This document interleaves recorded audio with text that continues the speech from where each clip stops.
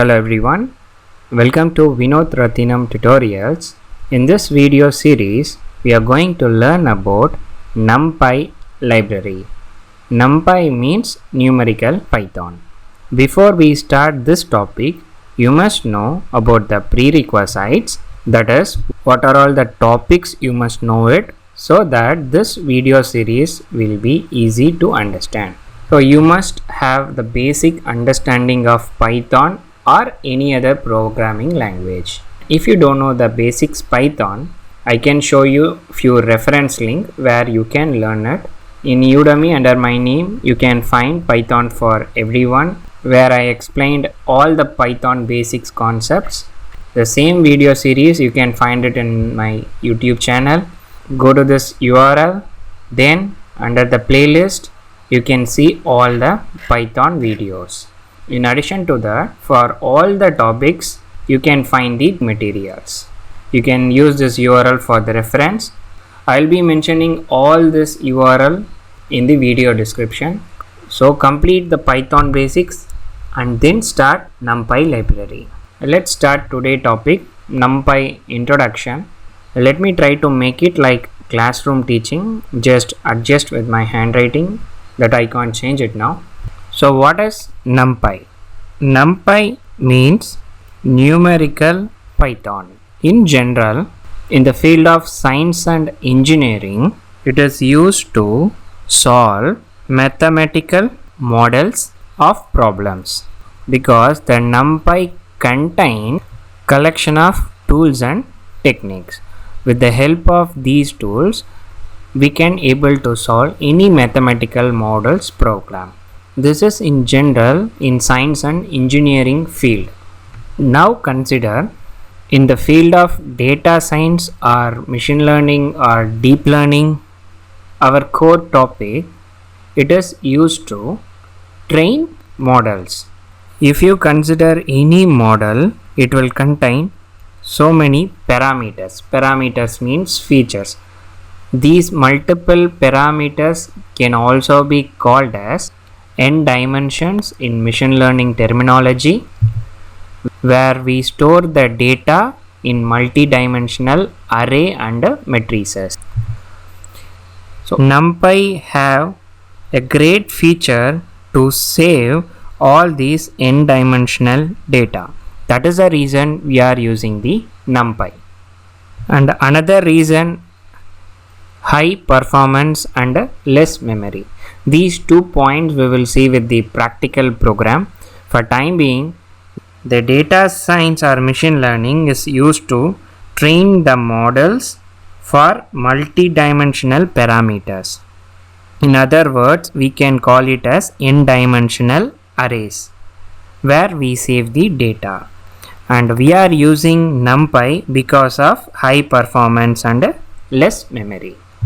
In addition to that, the NumPy can also be used for linear algebra, probability statistics.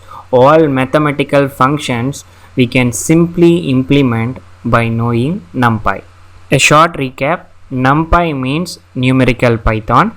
In general, in the science and engineering field, it is used to solve the mathematical models of problem, because it is a collection of tools and techniques which we can easily implement it. For data science, it is used to train the model and save the values in the multi-dimensional arrays. In order to implement the multi-dimensional array, the best solution is NumPy, because of its high performance and less memory. Hope you understood theoretically. You can find materials in this URL. Whatever I explained it now, I have mentioned as a bullet point. You can read it one by one. So we completed what is NumPy. The next topic is how to create NumPy in 1 dimension, 2 dimension and 3 dimensional array.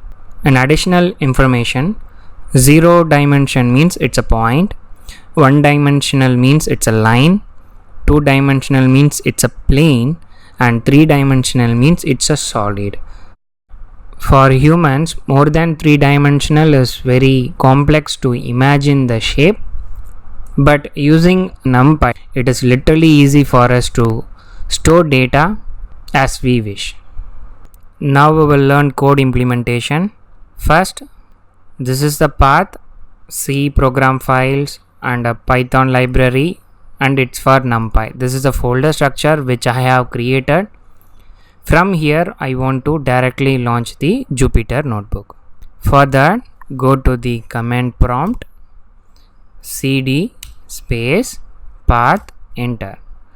Now type Jupyter notebook, enter. The respective folder is opened. All the prerequisite which I already explained in the basics Python, just refer those things. Since we are using Anaconda package, you no need to install NumPy because it is inbuilt inside the Anaconda package. And if you want to know how to install this, you can find it in the Python installation. And in addition to that, if you still want to know how to install using command prompt, type pip install NumPy. If NumPy is not available, it will be installed.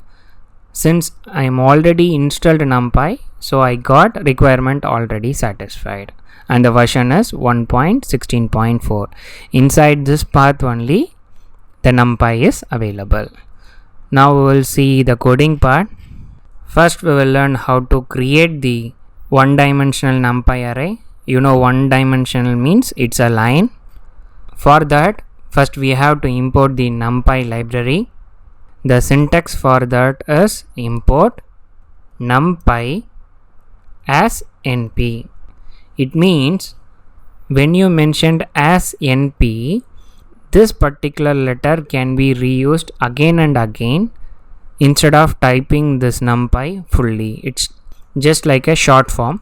It is not compulsory that you have to give NP. It can be any letter, but in most of the portals they have mentioned NumPy as NP. That's the reason I am following NP. Now the first step is we have to create the one-dimensional array. A variable equal to np dot array, inside this within square bracket. Square bracket means it is a list. So we have created a list. With the help of list, we are going to create the one-dimensional array. Print A, just execute. So one-dimensional array is created. If you mention A and print, it will exactly tell array, but it's always a good practice, go with print A. So 1 2 3 4 5. Now we will create a two-dimensional array which is a plane. So the first step is we have to import the NumPy. We have already executed this code, so directly we can use np. Now in order to create a two-dimensional array, variable name equal to np dot array. Since it's a two-dimension, we have to give the values within list inside and another list. 1, 2, 3, 4, 5, 6. So this is the list inside and another list. If that, we call it as two-dimensional array. Print B. Now two-dimensional array is created. Next example is we have to create the three-dimensional array. Same like above example, C equal to np dot. So within list, inside a list and inside another list. If you give like that, that's a three-dimensional array. So I have mentioned one list, within another list and inside another list, almost three lists. If you give syntax like this, then it is called a three-dimensional array. Print C, run. This is how three-dimensional array looks like. When you compare this 8 points, right, three-dimensional, see here 1 2 3 4 5 6 7 8, 8 points. That's how three-dimensional array looks like. Hope you understood how to create a one-dimensional, two-dimensional and a three-dimensional array. That's the end of this video. Thanks for watching. Happy learning.